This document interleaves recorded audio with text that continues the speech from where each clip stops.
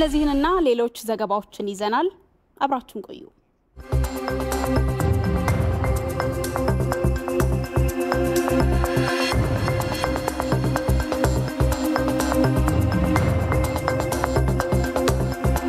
አንድ ቤተሰብ ለሌላ አንድ ቤተሰብ በቀን አንድ ምግብ ማካፈል የሚያስችል ዝግጅት ማድረግ ይኖርብናል። ይህንንም ማዕድ ማጋራት ብለን ልንጠራው እንችላለን።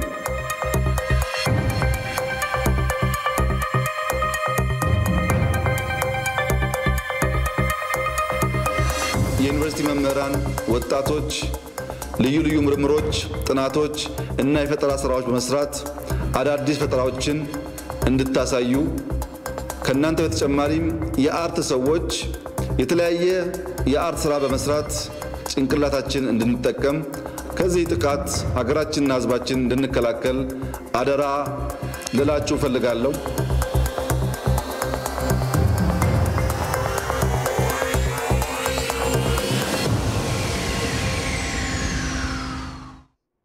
ወደ ቀዳሚው ዜና አልፋለሁ። በረመዳን ወር ሁሉም ኢትዮጵያን የኮሮና ወረርሽኝን ለመግታት በሚደረገው ጥረት ርብርብ እንዲያደርጉ ጠቅላይ ሚኒስትር አብይ አህመድ ጥሪ ያቀረቡ። ጠቅላይ ሚኒስትሩ ለእስልምና እምነት ተከታዮች ለረመዳን ጾም እንኳን አደረሳችሁ መልእክታቸውን አስተላልፈዋል። ዮሐንስ ፍስሐ። ጠቅላይ ሚኒስትር አብይ አህመድ የረመዳን የጾም ወርን አስመልክተው ለህዝበ ሙስሊሙ የእንኳን አደረሳችሁ መልእክትን ያስተላለፉት። በመልእክታቸውም ታላቁ የረመዳን ወር የተቀደሰ የጾምና የጸሎት ወር ነው ያሉት ጠቅላይ ሚኒስትሩ ይህ የጾም ወር በጎ ነገሮች ሁሉ የሚደረጉበት መሆኑንም ገልጸዋል። ነብዩ መሐመድ ሰለላሁ ዐለይሂ ወሰለም እንደተናገሩት በረመዳን ወር የገነት በሮች ሁሉ ይከፈታሉ፣ የገሃነም በሮች ይዘጋሉ፣ ሰይጣናት ይታሰራሉ። የረመዳን ወር ፈጣሪ ቅዱስ ቁርአንን በቅዱስ ገብርኤል አማካኝነት ለነብዩ መሐመድ ሰለላሁ ዐለይሂ ወሰለም ያወረደበት የተቀደሰው ወር ነው። በረመዳን ወር ውስጥ ቁርአን የተወረደበት የተባረከች ሌሊት ለይለቱል ቀድር ወይም የመወሰኛይቱ ሌሊት ትባላለች። በዚህች ሌሊት የሚተገበር መልካም ተግባር ከ1000 ወራት መልካም ተግባራት የላቀ ምንዳ እንዳለው በቁርአን ተጠቅሷል። የዚህ ዓመት የረመዳን የጾም ወር ኢትዮጵያን ጨምሮ ዓለም በኮሮና ቫይረስ የተጨነቀበት ጊዜ መሆኑ በዚህ ምክንያት ከዚህ ቀደም ሁሉ ከነበሩት የተለየ መሆኑን ያነሱት ጠቅላይ ሚኒስትር አብይ ህዝበ ሙስሊሙም ይህንን ታሳቢ በማድረግ ጾሙን እንዲያከናውን አሳስበዋል። በመላው ዓለም መስጊዶችን ጨምሮ ቤተ እምነቶች ሁሉ ተዘግተዋል። የእስልምና ሊቃውንት እንደሚያብራሩት አላህ በቸርነቱ ችግሩን አስወግዶ እርሱም በነጻነት እንድናመልከው ያስችለን ዘንድ በየቤታችን ሆነን ለፈጣሪያችን መጸለይና መማጸን እንችላለን። በኮሮና ምክንያት በየቤታችን ለመሆን የተገደድንበት ይህ ጊዜ ነብዩ መሐመድ ትርሚዝ እንደዘገቡት የትም ስፍራ ሆነ አላህን ፍራው፣ ኃጢአት ከሰራህ በመልካም ተግባር አስከትል ይጠርገዋልና፣ ከሰዎች ጋር በመልካም ስነ ምግባር ተኗኗር በማለት ባልደረባቸውን ሙዓዝ ኢብኑ ጀበልን የመከሩበትን ምክር ያስታውሰናል። በእስልምና አስተምህሮ ዘንድ ወረርሽኞች ሲከሰቱ መከላከል የሚያስችሉ በርካታ ሐሳቦች የተቀመጡ በመሆናቸው በጾም ወቅት እነዚህን የመከላከያ መፍትሄዎችን መተግበር ከህዝበ ሙስሊሙ የሚጠበቅ ነው ብለዋል። ቡኻሪና ሙስሊም እንደዘገቡት እንዲህ ብለዋል። በአንድ ስፍራ ወረርሽኝ መከሰቱን ከሰማችሁ ወደዚያ ስፍራ አትግቡ። ወረርሽኙ እናንተ ባላችሁበት ስፍራ ከተከሰተ ደግሞ ከስፍራው አትውጡ። ብዙ ሰዎች ከሚሰበሰቡበት ቦታ፣ እንቅስቃሴዎች ከሚደምቁበት ስፍራ መቆጠብ ራስንም ሆነ ሌሎችን ከዚህ ወረርሽኝ ለመጠበቅ ያስችላል። የኮሮና ወረርሽኝ ለመከላከል እየተገበረ ያለው ሌላኛው የጥንቃቄ እርምጃ በቫይረሱ የተያዙትን በልዩ ማቆያ ስፍራ ለይቶ ማስቀመጥ ነው። ይህ መከላከያ አቡ ዳውድ እንደዘገቡት በተላላፊ በሽታ የተጠቁትን ከጤነኞች ለዩዋቸው በማለት ነብዩ መሐመድ ካስተማሩት ትምህርት ጋር የተስማማ ነው። ሙስሊሞች በበሽታው የሚጠረጠሩትን ለመለየት ከጤና ባለሙያዎች ጋር ተባባሪ እንደምትሆኑ ሙሉ እምነቴ ነው። የረመዳን ወር ትልቅ እሴት የሆኑትን ዘካና ሰደቃም በጾም ወቅት ህዝበ ሙስሊሙ ተግባራዊ ሊያደርግ እንደሚገባም ጠቅላይ ሚኒስትር አብይ አህመድ አሳስበዋል። ነብዩ መሐመድ ሰለላሁ ዐለይሂ ወሰለም ውሃ እሳትን እንደሚያጠፋ ሁሉ ልግስናም ክፋትን ከልብ መደምሰሻ ናት በማለት የነገሩንን ከዚህ ጊዜ በተሻለ መቼ በተግባር እናውለዋለን? ለሺህ ዘመናት የቆዩ ዘካንና ሰደቃን የመሰሉ ሴቶች እያሉን አንድም ኢትዮጵያዊ መቸገር የለበትም። ከምንም በላይ ግን በተቀደሰው የረመዳን ወር ህዝበ ሙስሊሙ መልካምና በጎ ስራዎችን በመስራት ማሳለፍ ይገባልም ነው ያሉት ጠቅላይ ሚኒስትር አብይ አህመድ በመልእክታቸው። በተያያዘ አሁን ባለው የኮሮና ቫይረስ ምክንያት ሰብሰብ ብሎ ማፍጠር የማይቻል ቢሆንም የተቸገሩና አቅመ ደካሞችን በማሰብ ሃይማኖታዊ ግዴታን መወጣት ይገባልም ብለዋል ጠቅላይ ሚኒስትር አብይ አህመድ። ረመዳን ለብቻ ማፍጠር ሰርግን ለብቻ ከማድረግ በላይ ከባድ ነው። ግን ያለንበት ወቅት ይሄን እንድንከውን አልፈቀደልንም። በመስጊዶች እንደ ልባችን ተሰባስበን የተራዊን ሰላት ለማድረስ አልቻልንም። በየቤቶቻችን ከሰፈር ጎረቤቱ ጋር ተሰባስበን በሰፊ ማዕድ ለመፍጠር አልቻልንም። ሆኖም አቅመ ደካማ የሆኑት ችግረኞችን በያሉበት ልናስፈጥራቸው እንችላለን። በአካል መሰብሰብ ብንቸገርም በተግባርና በመንፈስ አብረን መሆናችንን ማሳየት ይቻላል። በተቀደሰው የረመዳን ወር ህዝበ ሙስሊሙ ብቻ ሳይሆን ሁሉም ኢትዮጵያዊ በጋራ ይህንን አስቸጋሪ ጊዜ በመደጋገፍ ሊያሳልፍ እንደሚገባም ጠቅላይ ሚኒስትሩ አሳስበዋል። ይህንን የችግር ወቅት በፈጣሪ እርዳታና በጋራ ጥረታችን አልፈነው ረመዳንን እንደ ጥንቱ እሴቶቻችን ጠብቀን እንደምናከብረው ተስፋ አደርጋለሁ። በዚህ የተቀደሰ የረመዳን ወር ሙስሊሞች፣ ክርስቲያኖች፣ የነባር እምነቶች ተከታዮች፣ አማንያን፣ ኢአማንያን የሆንን ኢትዮጵያውያን ሁሉ በዚህ ወረርሽኝ ላይ በጋራ እንድንነሳ ጥሬን በድጋሚ አቀርባለሁ። የመላ ኢትዮጵያውያን ጸሎት ከጋራ ጥረታችን ጋር አንድ ሆኖ የወረርሽኙን ጊዜ እንደሚያሳጥረው ሙሉ እምነት አለኝ። የኮሮና ቫይረስ ስርጭትን ለመግታት በሚል የከፍተኛ ትምህርት ተቋማት ተዘግተዋል። በዚህ ምክንያትም ተማሪዎችና መምህራን በቤታቸው ሆነው በማንበብ የምርምርና የፈጠራ ስራዎችን በመስራት ጊዜያቸውን እንዲያሳልፉም ይጠበቃል።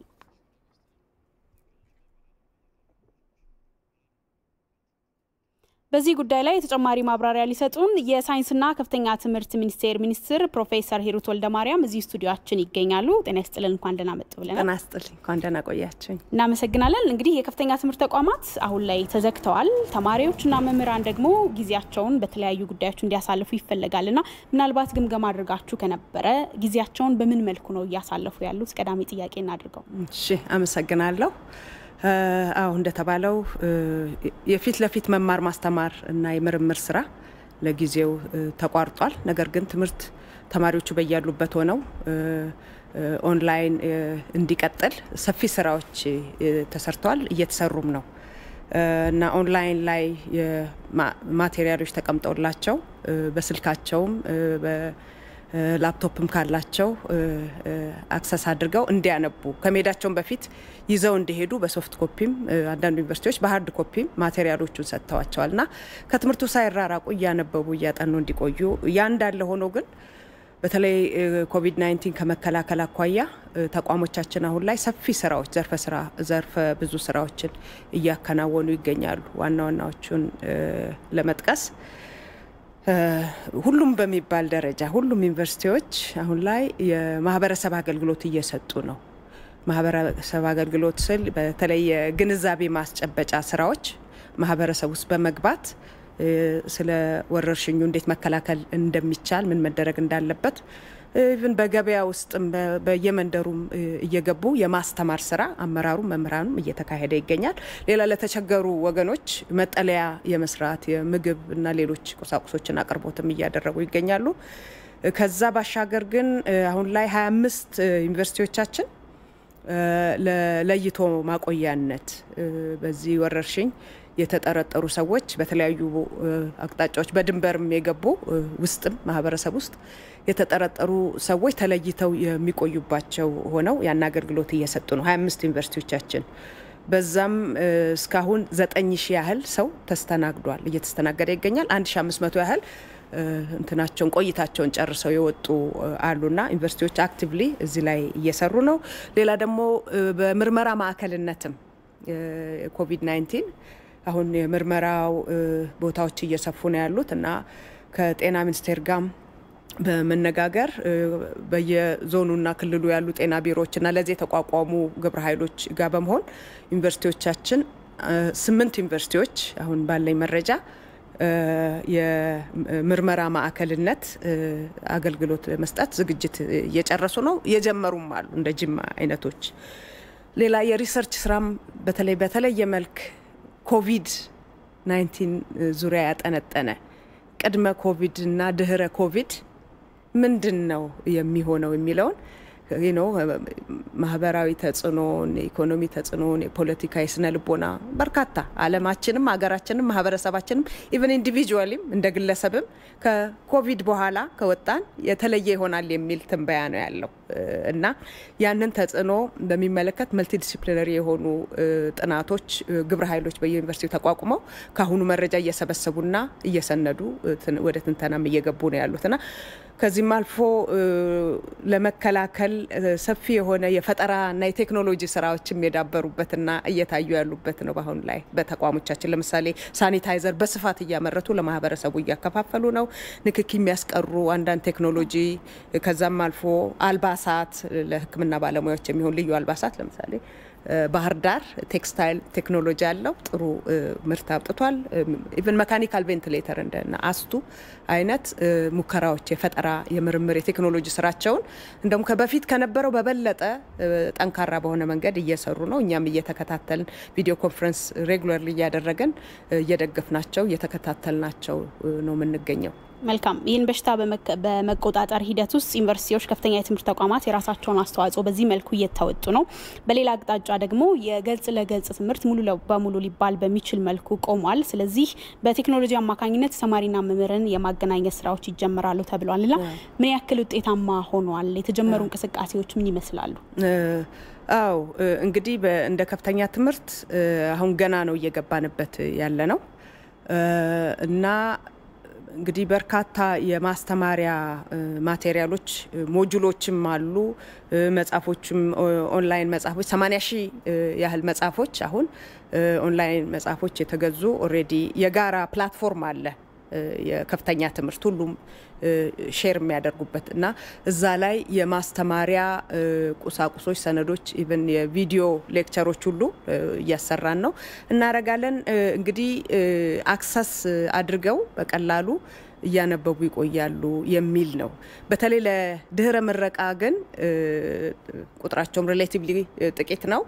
የተሻለ ጋጀት ላፕቶፕም አክሰስም ኢንተርኔት ሚኖራቸዋል የሚል ግምት አሰስመንት ስላለ እነሱ የሚሰሩት ስራ እንደውም ወደ ግሬድድ እንደሚሆን አሰስድ እንደሚሆን እንደሚመዘንና እንደሚያዝ የቅድመ ምረቃው ግን ከትምህርት እንዳይራራቁ ዲስኢንጌጅድ እንዳይሆኑ ያነበቡ ልክ ከዚህ ችግር ስንወጣ ሲመጡ እንደገና የገጽ ለገጽ ትምህርት ባጭር ጊዜ ተሰጥቷቸው የሚያልፉበት ሁኔታ ነው የሚሆነውና ምናልባት ሁሉም ተደራሽ ላይሆን ይችላል ያ ግምት ውስጥ ገብቷል። ነገር ግን ተደራሽ የሚሆነው ያህል እንኳን ጥረት ቢያደርግና ራሱን እያስተማረ ቢቆይ እጅግ በጣም ጠቃሚ ነው የሚሆነው። ይሄ ደግሞ ዓለም አቀፍም ተሞክሮ ነው። ኢቭን የአፍሪካ ሀገሮች ከኛ ያነሰም መሰረተ ልማት ያላቸው በኢንተርኔት ጥረት እያደረጉ ነው። ይሄ ጊዜው ግድ የሚለው ስለሆነ ነው። ስለዚህ የድህረ ምረቃ ትምህርት በቀንም ሆነ በምሽት መርሃ ግብር የሚሰጡ የነበሩት ግሬድ እስከ መስጠት ድረስ ውጤት እስከ መስጠት ድረስ ባሉ ሂደቶች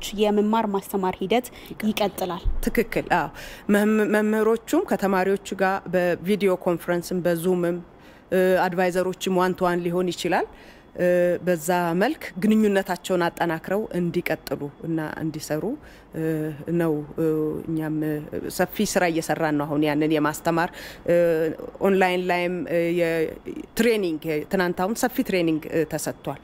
እንዴት ነው መጠቀም የሚቻለው የሚለው ለመምህሩም ለተማሪም ለዩዘር የትሬኒንግ ማኑዋሎች አፕሎድ አድርገናል። ራሳቸውን አሰልጥነው ወደ ጥቅም ወደ ስራ እንዲገቡ ኢቭን የፒኤችዲ ዲሰርቴሽኖች ሁሉ የዶክተሬት ዲግሪ የመጨረሻ የቃል ፈተና ሁሉ ከውጭ ሀገር ፈታኞች ጋር በዙም ቴክኖሎጂ እንዲካሄድ አዲስ አበባ ዩኒቨርሲቲ አሁን በጣም ዝግጅቱን ጨርሶ ወደ ስራ የገባበት ሁኔታ ነው ያለውና በአንድ በኩል እውነት ለመናገር ይሄ ፈተና የመጣብን አቅማችንን የበለጠ እንድናጠናከር ወይም ደግሞ ያለንንና ችላ ያለውን አቅም በደንብ አውጥተን ዳር ድረስ ጨርሰን እንድንጠቀም እያስገደደን ነውና ይሄም አይ ቲንክ መልካም አጋጣሚ ነው። በሌላ በኩል መልካም መምህራኖቹ እናንተ ታገኟቸዋላችሁ። አሁን ግን በየቤታቸው ያሉ የቅድመም ሆነ ድህረ ምረቃ ተማሪዎች አሉ። ስለዚህ የሳይንስና ከፍተኛ ትምህርት ሚኒስቴር ያሰባቸው ነገሮች ስላሉ የመጨረሻ መልእክት ብናስተላልፍ ትምህርት ለተቋረጠባቸው ተማሪዎች።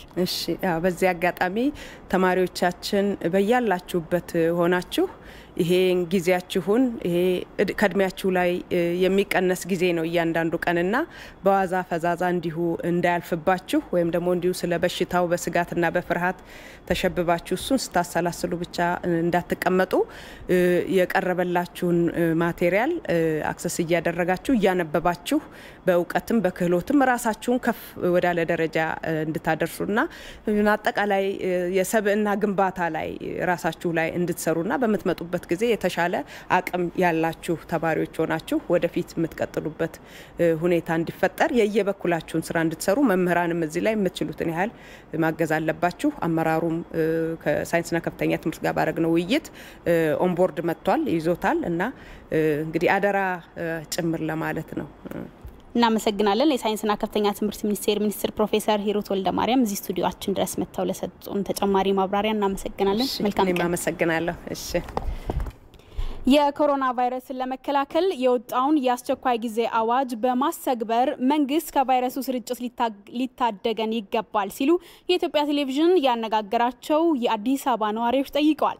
ነዋሪዎቹ ህዝቡ መዘናጋቶቹን ራሱ ሊያቆም ይገባልም ብለዋል። ሪፖርተራችን ብሩክ ተስፋዬ በአዲስ አበባ የተለያዩ አካባቢዎች ተዘዋውሮ የአስቸኳይ ጊዜ አዋጁ አፈጻጸምንና የህብረተሰቡን ጥንቃቄ አስመልክቶ የነዋሪዎቹን አስተያየት አሰባስቧል።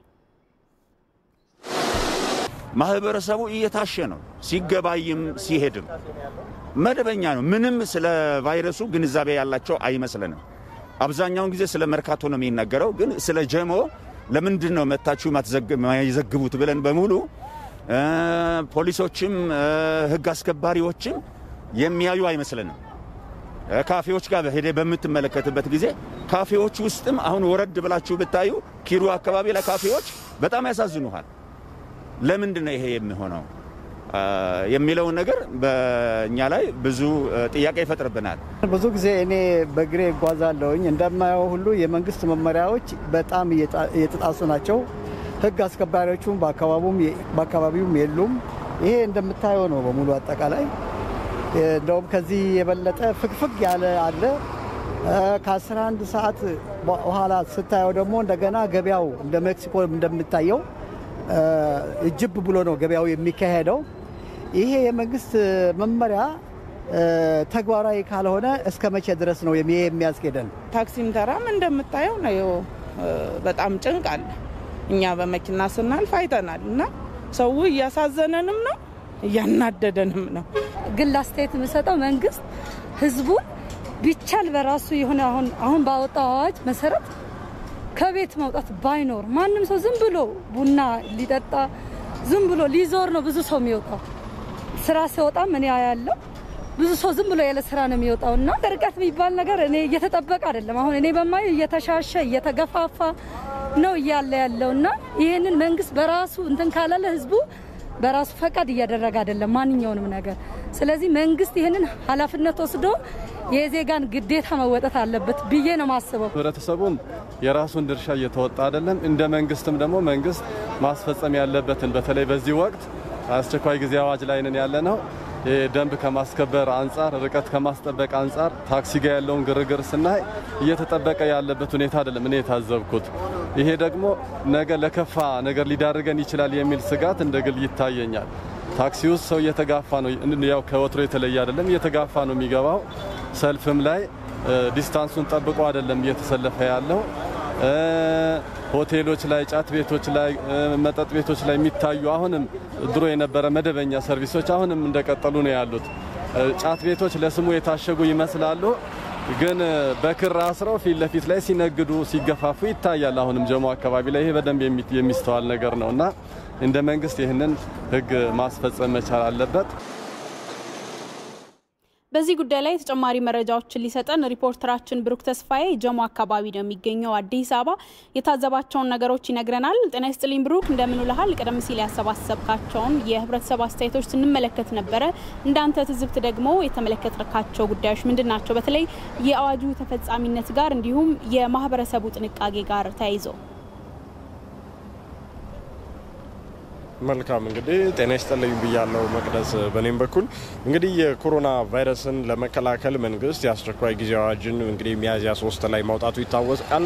እንግዲህ ከዛን ጊዜ ጀምሮ የተለያዩ የግንዛቤ ማስጨበጫዎችን መገናኛ ብዙሃንም በመንግስትም በኩል እየተሰሩ ነው የሚገኙት።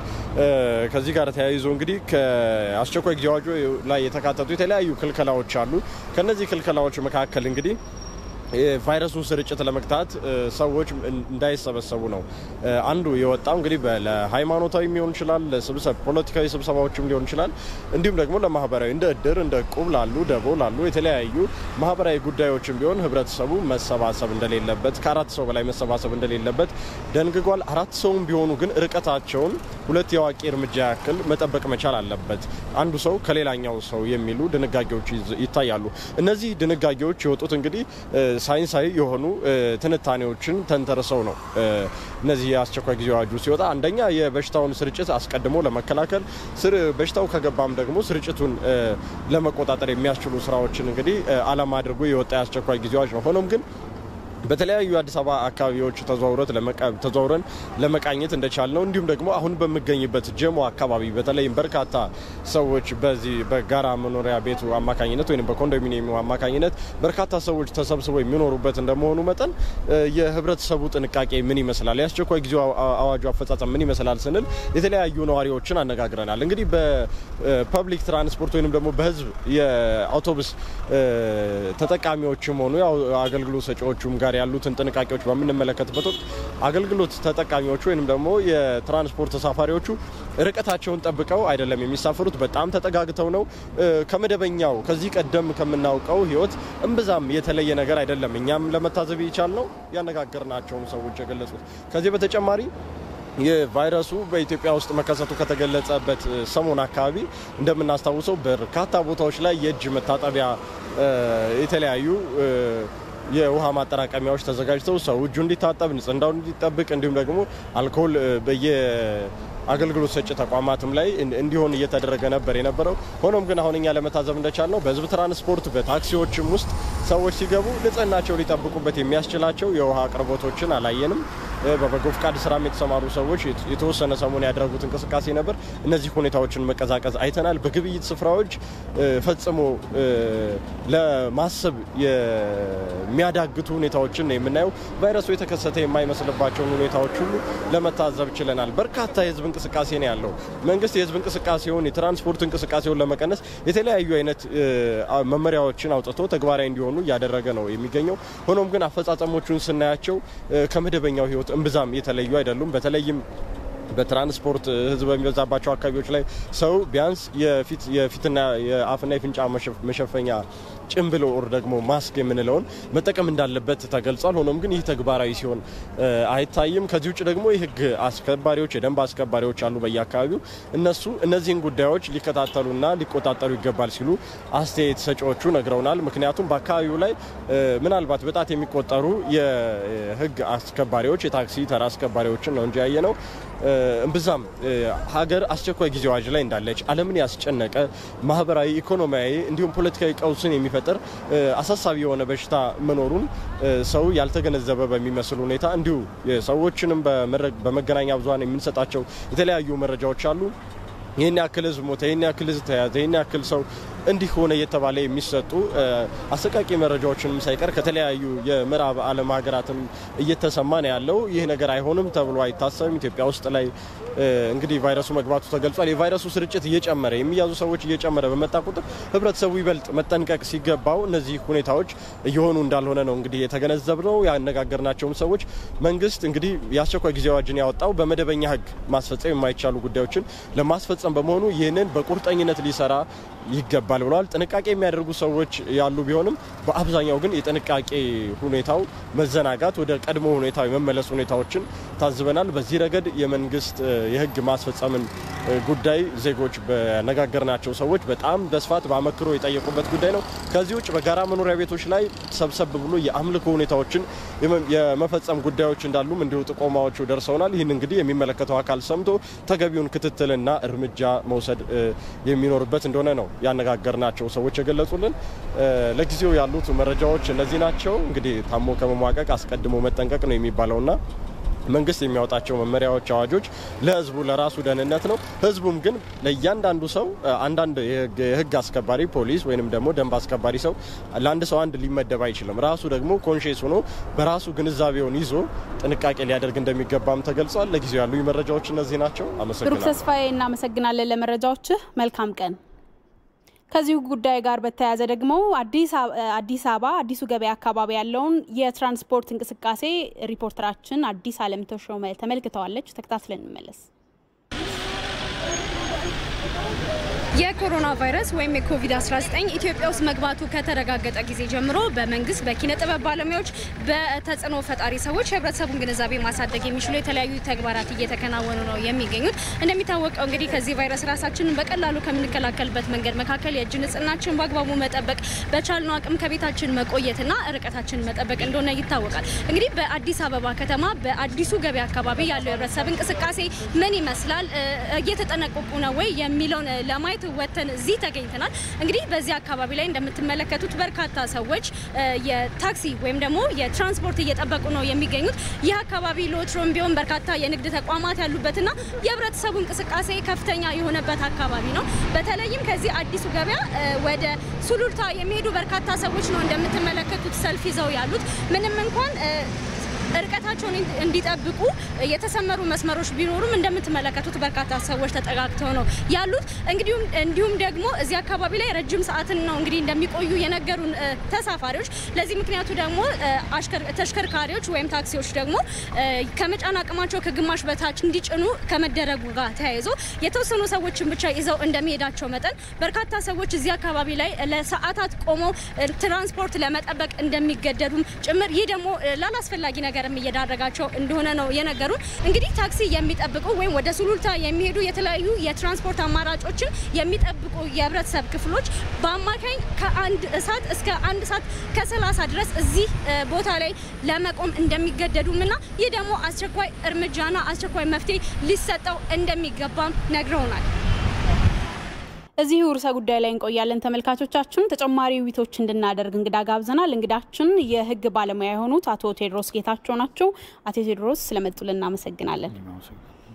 ቀደም ሲል ማህበረሰቡ እንደ ማህበረሰብ በተለይ ከአስቸኳይ ጊዜ አዋጅ አፈጻጸሙ ጋር ተያይዞ ያለውን እይታ ሲገልጽ ነበረ። በሄዱ ዘገባዎቻችን ላይ ተመልክተናል። እንደ ህግ ባለሙያ የወጣውን የአስቸኳይ ጊዜ አዋጅ አፈጻጸም እንዴት ይገመግሙታል? ጥሩ እንግዲህ ያው ይሄ የአስቸኳይ ጊዜ አዋጅ ቀደም ብለን ስንል እንደነበረው እስካሁን ከወጡ የአስቸኳይ ጊዜ አዋጆች የተለየ ነው በባህሪው።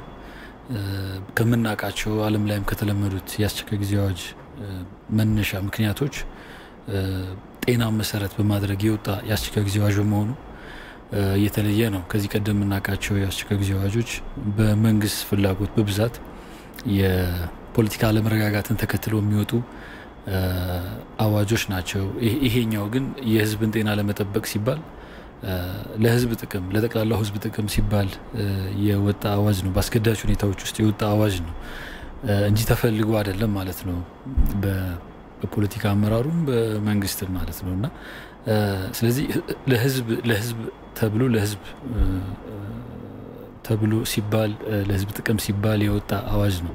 ስለዚህ በዋናነት ባለቤት ሊሆን የሚገባው ህዝብ ነው የሚሆነው ማለት ነው እንዲህ አይነት ጉዳዮችን ለማስፈጸም። ካልሆነ እያንዳንዷን ቅያስ እያንዳንዷን መንገድ እያንዳንዱ የሰውን ግንኙነት መስተጋብር በመንግስት የጸጥታ ኃይል ተቆጣጥሮ መቀጠል የማይቻል የሚሆነውና ይሄ የተለየ ባህሪውን ከግምት በመክተት ህዝቡ ተገቢውን የሆነ ጥረት ሊያደርግ ይገባል። እያንዳንዱ ሰው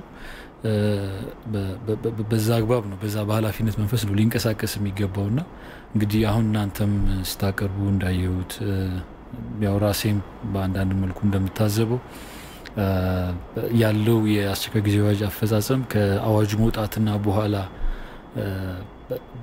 ይነጻጸር ቢባል ይህ ነው የሚባል ለውጥ የጎላ ለውጥ አይታይም በሰው አኗኗር ላይ። በተለይም ያሳለፍነው የፋሲካ በዓል ካለፈ በኋላ ብዙ ነገሮች የመፍታታት ነገሮች አሉና በዚህ መልኩ የታሰበውን ውጤት ማምጣት የሚቻል አይሆንም እያየነው እንዳለ ነው። በተለይም የዓለም አቀፉ የጤና ድርጅት WHO አሁን እንደ ስጋት እየገለጸ ያለው እንደ አፍሪካ ባሉ ሀገራት ገና እየጀመረ መሆኑን ዛሬም ዳይሬክተር ጄኔራሉ በማሳሰቢያቸው ገና እየጀመረ መሆኑን ነው እየጠቀሱ ያሉት እና በጣም ፍራቻ እንዳላቸው ነው። የተለያዩ ጥናቶችም እያሳዩ እንዳሉት በመቶ ሺዎች የሚቆጠሩ ሞት ሊደርስ ይችላል በሚል ነው እነዚህ ሀገራት ላይ እነዚህ ገና ቫይረሱ እየጀመረባቸው ያሉ ሀገራት ላይ እየተተነበየ ያለውና ምናልባትም ቀድሞ እኛ ጋር ስላልጀመረ ቀድሞ በእኛ ጋር ስላልተጀመረ የበሽታው ስርጭት ወደ ኋላ መቅረታችን ሰው የመዘናጋት ነገር ቁጥሮችን እየተከታተሉ ብቻ ማለትም በጤና ሚኒስቴር የሚገለጸውን ቁጥር አንድ ሰው ተገኘ ሁለት ሰው ተገኘ የሚለውን እያዩ የመዘናጋት ነገር አለና ሆኖም አሁን የገባንበት ሁኔታ ከዚህ በጣም የተለየ መሆኑን ማወቅ ያስፈልጋል። ምክንያቱም ምናልባትም ቫክሲን እስኪገኝለት ቢያንስ ክትባት እስኪገኝለት ድረስ የኑሮ ዘይቤያችን በዚህ መልኩ የተቃኘ ሊሆን የሚገባው ልክ ሰው አሁን ሜንታሊቲው በአንድ ወር በ15 ቀን ተዘግቶ እንገላገለዋለን ቫይረሱ ይጠፋል አይነት ነው ያለው አስረዳድና ይሄ ያለ መሆኑን ደጋግሞ ማስገንዘብ ያስፈልጋል። ምናልባት ቀደም ሲል እንደጠቀሱት እርሶም ህዝቡ በነዚህ እይታዎች ወደ መዘናጋት ውስጥ ገብቷል። ምናልባት ከዚህ ቀደም የነበሩ አስቸኳይ ጊዜ አዋጆች ነበሩ እንዲፈጸም ብዙ ጥረት ይደረግ ነበርና ይህን ጤናን መሰረት በማድረግ የታወጀውን አስቸኳይ ጊዜ አዋጅ ተፈጻሚ ከማድረግ አንጻር እንደ ህግ ባለሙያ ምንድነው መደረግ ያለበት? አስገዳጅ ሁኔታዎች ሊኖሩ ይገባል ወይ? ምንድነው መደረግ ያለበት? መዘናጋቶችን ሁላችንም ካስተዋልናቸው አይቀር ልክ ነው። አሁን እንደማናቸውም አዋጅ አስቸኳይ ጊዜ አዋጅ ስለሆነ ብቻ አይደለም ሌሎች ህጎችም መፈጸም የሚወጡት እንዲፈጸሙ ነው። ካልተፈጸሙ ህግ የሚያስፈጽም አካል ስልጣን የተሰጠው አካል ይሆናል በዛ አዋጅ መሰረት። ለዚህ ነዛ ስልጣን የሰጣቸው ተቋማት መዋቅሮች እነዛን ያን ያልተፈጸመ ህግ የማስፈጸም ግዴታ ይኖርባቸዋል። እዛ ግዴታ ውስጥ ይወድቃሉ ማለት ነውና ይሄኛው ደግሞ የሚለየው የአስቸኳይ ጊዜ አዋጁ ህጉን ለማስፈጸም ተመጣጣኝ እርምጃ መውሰድ እንደሚቻል የሚታወቅ ነውና በጣም ጥቂት ከሚባሉ መብቶች ውጪ አብዛኞቹ መብቶች የተገደቡ ናቸው። አሁን ባለንበት ሁኔታ ይሄ መታወቅ አለበት። ህገ መንግስቱ ውስጥ ካሉ 106 አንቀጾች 102 አካባቢ የሚሆኑት ታግደዋል አሁን ባለው ሁኔታ። ይሄ መታወቅ አለበትና ስለዚህ እነዚህ ሁሉ መብቶች ታግደው ካሉ ሰው ለዛ እኩል የሆነ ምላሽ መስጠት ይኖርበታል። በነገራችን ላይ እንግዲህ አሁን ይሄ ችግር እየገጠመ ያለው እኛ ሀገር ብቻ አይደለም። ኦፍ ኮርስ በየሀገሩ ብዙ ነገር ይፈጠራል። አሁን የፊሊፒንሱ ፕሬዚዳንት ዱቴርቴ መታችሁ ግደሉ እስከ ማለት የደረሰ ቀጥታ መግለጫ ሰጥተዋልና ህንድ ያየነው አለ በየመንገዱ ሰውን ሲገርፉት ፖሊሶች መሳሰሉ እዛ ደረጃ መድረስ ያለብን አይመስለኝም እና ቀድሞ ሰው አንደኛ ለራሱ ሲል ነው መጠንቀቅ የሚኖርበት ሁለተኛ የኑሮ ዘይቤ ሊሆን ነው ይሄ እንግዲህ ለሚቀጥሉት አንድ አመታት ወይ አንድ አመት ተኩል ለሚሆን ጊዜ የኑሮ ዘይቤ ሊሆን ይችላልና ለሱ ዝግጁ መሆን ያስፈልግ እየተለማመድ ነው መቀጠል ይኖርብናል አንድ ወር ተዘግቶ ነገ አስቸኳይ ጊዜ አዋጁ ቢነሳ እንኳን ይሄ ቫይረስ አንድ ነገር ካልተበጀለት በቀር ያን የኑሮ ከዛ ወደ ለመድነው የኑሮ ዘይቤ ልንገባ የምንችልበት ሁኔታ የለምና ከዚህ አንፃር ያው ተገቢው እርምጃም ሊወሰድ ይችላል ከዛ ፊት ግን ሰው ባለቤትነት ኃላፊነቱ መውጣት እንዳለበት ነው የሚሰማኝ መልካም የህግ ባለሙያ አቶ ቴድሮስ ጌታቸው ስለ ጊዜውም ስላሳበው እናመሰግናለን መልካም ቀን እኔም አመሰግናለሁ የኮሮና ቫይረስ ወረርሽኝን ተከትሎ ለቫይረሱ ተጠርጣሪዎችና ለህሙማን ማቆያ እንዲሆን የቅዱስ ጴጥሮስ ስፔሻላይዝድ ሆስፒታል አልጋዎችን እያዘጋጀ መሆኑን አስታወቀ። በሆስፒታሉ አገልግሎት ያገኙ የነበሩ ታካሚዎችም ወደ ሌሎች ጊዜያዊ የህክምና መስጫ ተቋማት እንዲዘዋወሩም ተደርጓል። በዚህ ጉዳይ ላይ ተጨማሪ መረጃዎችን ሊሰጠን ሪፖርተራችን ፋሲካ አያሌው በቀጥታ መስመራችን ላይ ትገኛለች። ቅዱስ ጴጥሮስ ስፔሻላይዝድ ሆስፒታል ነው የምትገኘው። ጤና ይስጥልኝ ፋሲካ እንደምን ውለሻል? እስኪ ለኮሮና ቫይረስ ታማሚዎች ሆስፒታሉን ዝግጁ ከማድረግ አንጻር እየተሰሩ ያሉ ስራዎች ምንድናቸው? መረጃዎችን መቀጠል ትችያለሽ።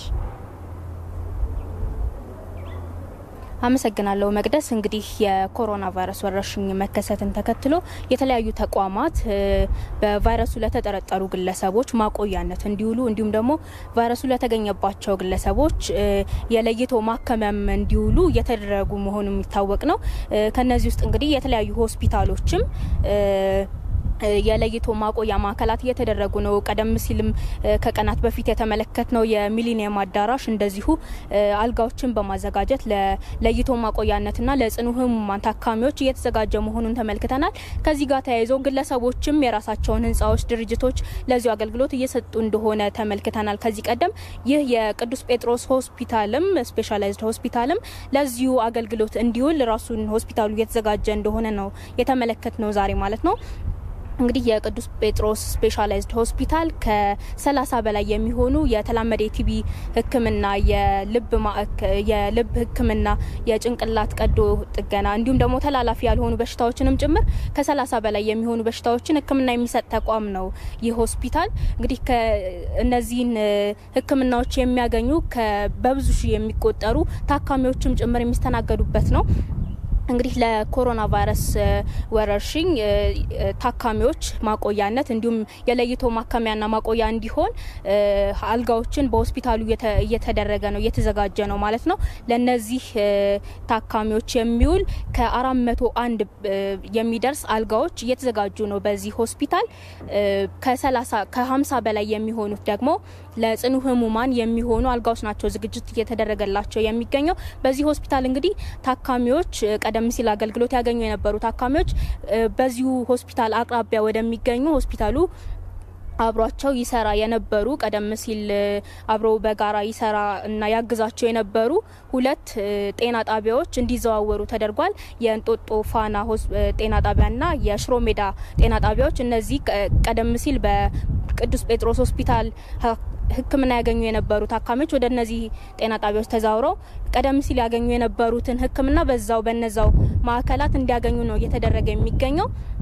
እንግዲህ ይህ የቅዱስ ጴጥሮስ ሆስፒታል እያደረገ ያለው የለይቶ ማቆያ አልጋዎችን ዝግጅት አሁንም እያከናወነ ነው የሚገኘው። በጥቂት ቀናት ውስጥ እነዚህን ዝግጅቶች አጠናቆ የኤካ ኮተቤ ሆስፒታል የለይቶ ማቆያ አገልግሎት መስጠት የሚችልበት ደረጃ እስኪያበቃ ድረስ አገልግሎቱን ይሰጣል። ከዛ የሚቀሩት ታካሚዎች ደግሞ ወደዚህ ሆስፒታል መጥተው ማቆያውን እንዲጠቀሙ የሚደረግበት መሆኑ ነው የተገለጸው ማለት ነው።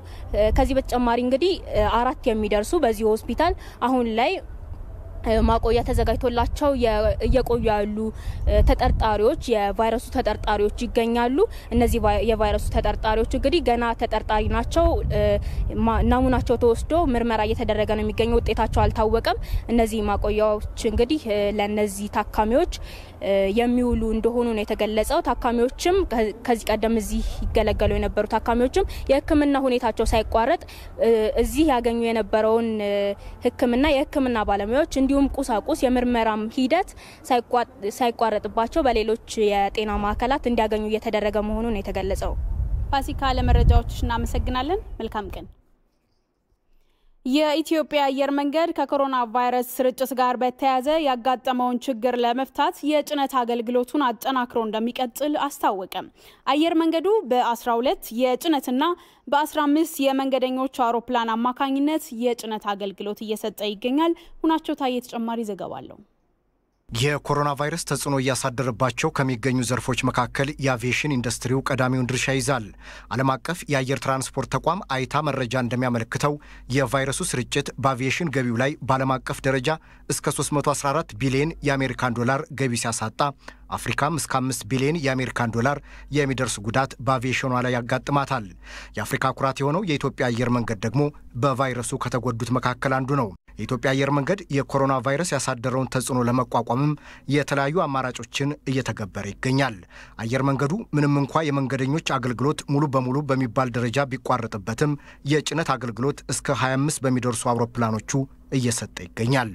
የካርጎ ገበያ ቀደም ብለን ያደረግናቸው ኢንቨስትመንቶች ዛሬ እየጠቀሙን ነው። 10 777 አውሮፕላኖች ገዝተናል። እነኚህ እያንዳንዳቸው 100 ቶን ይችላሉ። 2 737 ፍሬተሮች አሉን። እነኚህም እንደዚሁ አጠር ያለ ርቀት፣ መካከለኛ ርቀት እስከ 20 ቶን 25 ቶን ተሸክመው የሚሄዱ ናቸው። እነኚህ አውሮፕላኖች በጊዜ ኢንቨስት አድርገን ስለያዝናቸው ዛሬ ነፍስ አድን ሆነውልናል። ሁለተኛው ካርጎ ተርሚናል ላይ ኢንቨስት ያደረግነው ነው። 1 ሚሊዮን ቶን በአመት ማስተናገድ የሚችል አቅም ገንብተን መቆየታችን ለዛሬ የመንገደኛው ቢዝነስ እንደዚህ በሚጠፋበት ጊዜ በኮሮና ቫይረስ ምክንያት አሁን ነፍስ አድን ሆኖ የካርጎ ቢዝነስ ይዞን እየሄደ ነው ያለው። የኢትዮጵያ አየር መንገድ በችግር ወቅትም ቢሆን የኮሮና ቫይረስ የሕክምና ቁሳቁስን በማድረስ አፍሪካዊ አየር መንገድ መሆኑንም አሳይቷል ብለዋል አቶ ተወልደ ገብረ ማርያም። ቬንቲሌተር ትልቅ ችግር ነው አፍሪካ ውስጥ አድርሰናል። ያንዳንዱ የመጀመሪያው ፓኬጅ ላይ ማስክስ፣ ቴስቲንግ ኪትስ እና የሕክምና ሰራተኞች ባለሙያዎች አልባሳት ነበረ። በሁለተኛው ላይ ቬንቲሌተርስ ተጨምረዋል። አፍሪካ አየር መንገድ እንደመሆናችን መጠን ለአፍሪካ በጥሩ ጊዜ ብቻ ሳይሆን በዚህ አይነት አሁን ባለንበት ፈታኝ ጊዜም ከአፍሪካኖች ወንድሞቻችንና እህቶቻችን እንደምንቆም በተግባር ያሳየንበትና ከፍተኛ አድናቆት ያተረፍንበት ነው። አየር መንገዱ የኮሮና ተጽዕኖን ለመቋቋምም የካርጎ ዘርፉንና ሌሎች አገልግሎቶችን በስፋት እያከናወነ ይቀጥላል ብለዋል የአየር መንገድ ግሩፕ ዋና ስራ አስፈጻሚው አቶ ተወልደ ገብረ ማርያም። በርከት ያሉ መንገደኛ አውሮፕላኖች ካርጎ ቢዝነስ ውስጥ እናስገባቸዋለን ብለን በደረጃ ያሰብናቸው ወደ ካርጎ የመቀየር ስራዎች አጠናክረን እንቀጥላለን። የጥገና ስራውም ትንሽም ቢሆን ገቢው አትራፊ ነው። እሱም አጠናክረን እንቀጥላለን። እነኚህን በማድረግ እንቀጥላለንና ኢትዮጵያ አየር መንገድ እናስቀጥላለን። ከዚህ ቀውስ እናሻግረዋለን ብለን እናስባለን። ሌሎች አየር መንገዶች ድጎማ እየተደረገላቸው በሚገኝበት በዚህ ወቅት የኢትዮጵያ አየር መንገድ የአውሮፕላን ኪራይን፣ ብድርንና የሰራተኞች ደሞዝን ለመክፈል እየሰራ መሆኑን ዋና ስራ አስፈጻሚው ተናግረዋል።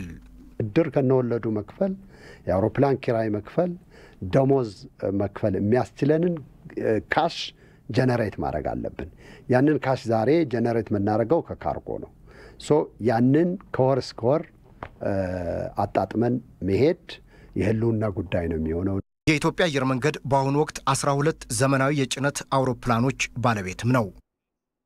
በዚህ ጉዳይ ላይ ተጨማሪ መረጃዎችን ሊሰጠን ሪፖርተራችን ዮሐንስ ፍስሐ ከቦሌ ዓለም አቀፍ አውሮፕላን ማረፊያ በቀጥታ መስመራችን ላይ ይገኛል። ጤና ይስጥልኝ ዮሐንስ፣ እንደምን ውለሃል? እስኪ የአየር መንገዱ የጭነት አገልግሎትን በተመለከተ መረጃዎችን መቀጠል ትችላለህ? አመሰግናለሁ መቅደስ። እንደምንውላችኋል ተመልካቾቻችንም። እንደሚታወቀው ኖቨል ኮሮና ቫይረስ በዓለም ላይ ከተከሰተ በኋላ የዓለም አቀፉ የኢኮኖሚ እንቅስቃሴ ክፉኛ እንደተጎዳ የሚታወቅ ነው። ከዚህ መካከል እንግዲህ አንዱ አካል የሆነው የአቪዬሽን ኢንዱስትሪውም በከፍተኛ ሁኔታ እንደተጎዳ የሚታወቅ ነው። የኢትዮጵያ አየር መንገድም እንግዲህ በቅርቡ እንዳወጣው መረጃ ከሆነ ወደ $500 ሚሊዮን ገደማ እስካሁን ኪሳራ እንዳጋጠመው አስታውቋል። እንግዲህ ዓለም አቀፉ አያታ ወይም ደግሞ የዓለም አቀፉ የአየር ትራንስፖርት ማህበርም ይህ ኮሮና ቫይረስ በዚህ የሚቀጥል ከሆነ እስከ $113 ቢሊዮን የአቪዬሽን ኢንዱስትሪው ሊያጣ እንደሚችል ትንበያዎችን እያስቀመጠ ነው የሚገኘው። ይህም እንግዲህ ምን ያህል ከፍተኛ ጉዳት በአቪዬሽን ኢንዱስትሪው እያጋጠመ እንደሆነ የሚታወቅ ነው። በአሁኑ ሰዓት በከፍተኛ ሁኔታ ተጓዦች ወይም ደግሞ ፓሴንጀር ፍላይት የሚባለው ወይም ደግሞ የጉዞ አገልግሎቱን በከፍተኛ ሁኔታ አየር መንገዱ ቀንሷል።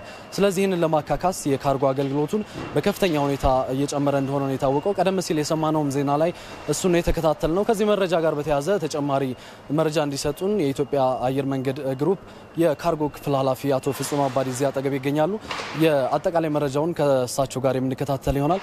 አመሰግናለሁ አቶ ፍጹም። እንዲያው የኢትዮጵያ አየር መንገድ የዚህ የበረራ አገልግሎቱ በከፍተኛ ሁኔታ ከቀነሰበት በኋላ የካርጎ አገልግሎቱን በጥሩ ሁኔታ እየገፋበት ነውና እንዴ ምን ይመስላል የካርጎ አገልግሎቱ? አጠር አድርገው ቢነግሩን።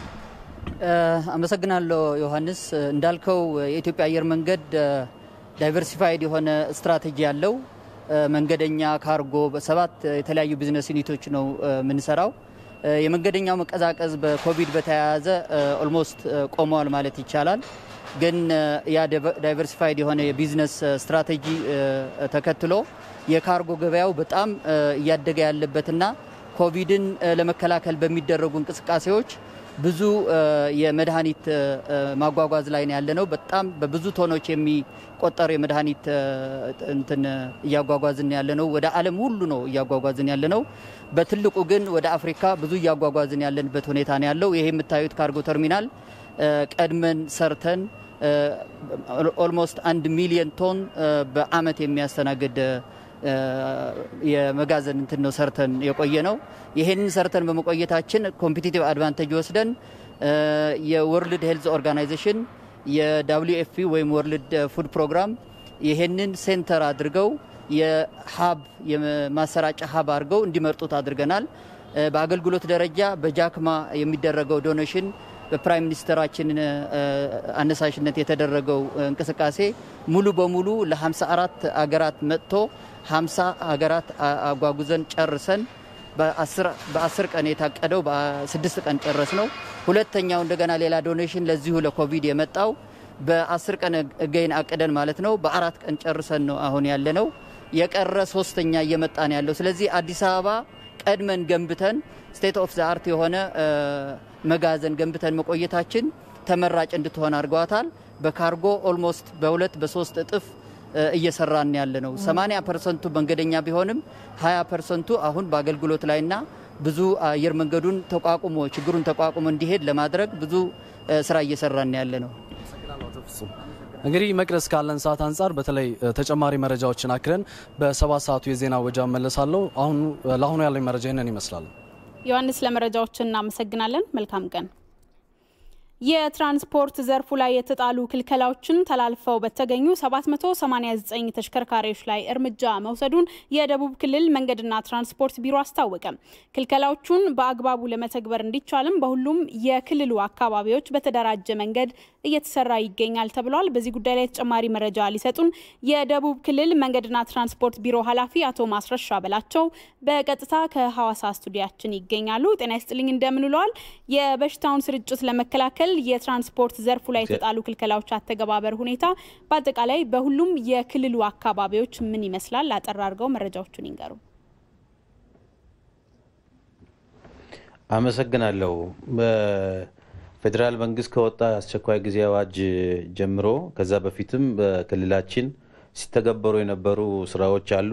የዚህ የኮቪድ-19 ስርጭት ከመከላከል አኳያ በትራንስፖርት ዘርፉ በተለይ ከአስቸኳይ ጊዜ አዋጁ ወዲህ በነበሩን 177 መናኸሪያዎቻችን ላይ ያው አስፈላጊውን ቅድመ ሁኔታ እንዲጠበቅ በማድረግ ስራዎችን እያከናወን እንገኛለን። የወጣውንም አዋጅ ለማስተግበር ሁሉም የሚመለከተው የህብረተሰብ ክፍል ህግ አስከባሪውም እንዲሁም የትራንስፖርት ዘርፍ ባለሙያዎችን በጋራ ሆነን እየሰራን እንገኛለን። በዚህ ሂደት ውስጥ ጥሰቱ ውስጥ ገብቶ የተገኙ ተሽከርካሪዎች በቁጥር ቅድም እንደጠቀስሽው ወደ 789 የሚሆኑ ተሽከርካሪዎችን ለህግ ያቀረብንባቸው ሂደቶች አሉ። እንዲሁም ቁጥጥሩ ጠንከር እያለ እየሄደ ያለበት ሁኔታ አለ።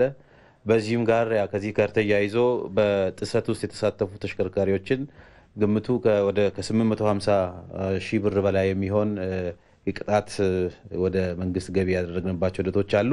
እንግዲህ እየቀጠለ ይገኛል። ይሄ ማለት እንግዲህ ከአስቸኳይ ጊዜ አዋጁ ወዲህ የነበረ ነው። ከዛ በፊትም ከ1400 በላይ የሚሆኑ ተሽከርካሪዎች ክልሉ ያወጣውን ደንብ ተላልፎ የተገኙትንም ጭምር በመቅጣት ወደ ህጋዊ መስመር እንዲገቡ የማድረግ ስራ ሲከናወን አቶ ማስረሻ ምናልባት የድንበር አካባቢ የሚደረገው ቁጥጥርስ ምን ይመስላል? በተለይ ከኬንያና ከደቡብ ሱዳን ጋር የሚዋሰኑ የክልሉ አካባቢዎች አሉና ይህንንም አብረው ቢነግሩን።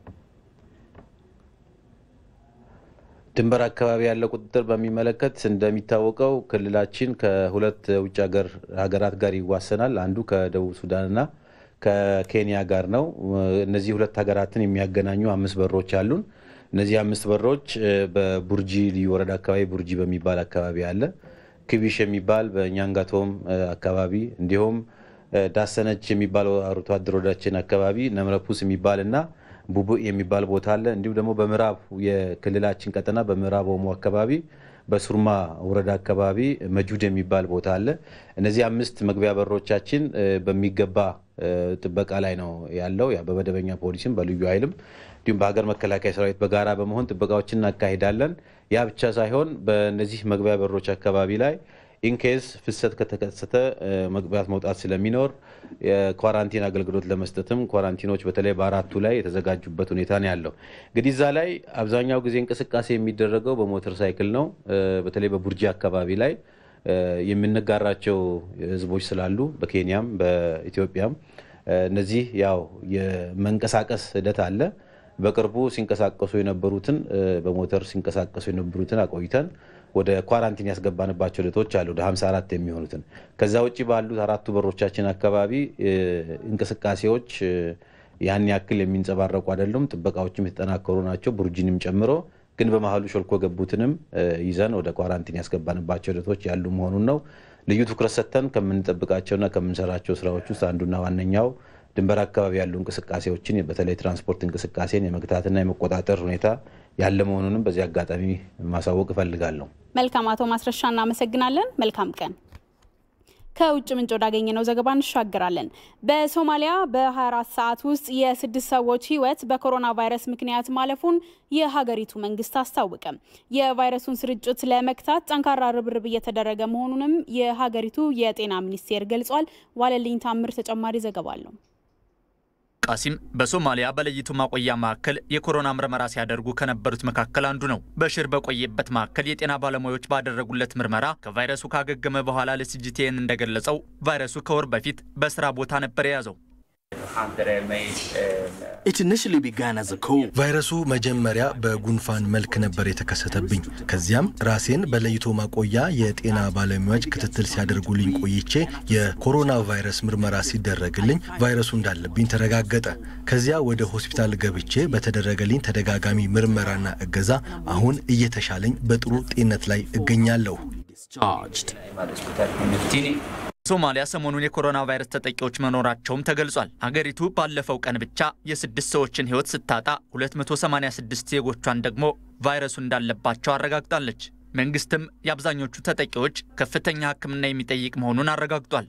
በዚህም የተነሳ ለማህበረሰቡ የተጠናከረ የንቅናቄ ስራ እየተሰራ ሲሆን የለይቶ ማቆያና የምርመራ ማዕከላትንም በስፋት እየተዘጋጁ መሆኑን የሶማሊያ ጤና ሚኒስትር ፋውዚያ ቡካር ኑር ገልጸዋል። We are witnessing a spike in numbers. Therefore, it is our responsibility to አሁን በቫይረሱ ጥቃት የሚደርስባቸውን በርካታ ዜጎች እያየን ነው። ስለዚህ ለይቶ ማቆያዎችንና የምርመራ ማዕከላትን በስፋት ማዘጋጀት ይገባናል። በአሁኑ ጊዜ ተጨማሪ ምርመራዎችን በበርናንዶ ሆስፒታል ለማድረግ እየተዘጋጀን ነው። ሌሎችንም ሆስፒታሎች ለዚሁ ተግባር ልናዘጋጅ እንችላለን። ሶማሊያ ኮሮና ቫይረስን ለመከላከል $3 ሚሊዮን መድባ እየሰራች ትገኛለች። ከኢትዮጵያ ቴሌቪዥን የአራት ማዕዘን ዘገባችን ነው እየተከታተላችሁ የምትገኙት ተመልካቾቻችን። ካፍታ ቆይታ በኋላ 7 ሰዓት ላይ በድጋሚ እንገናኛለን። መልካም ጊዜ።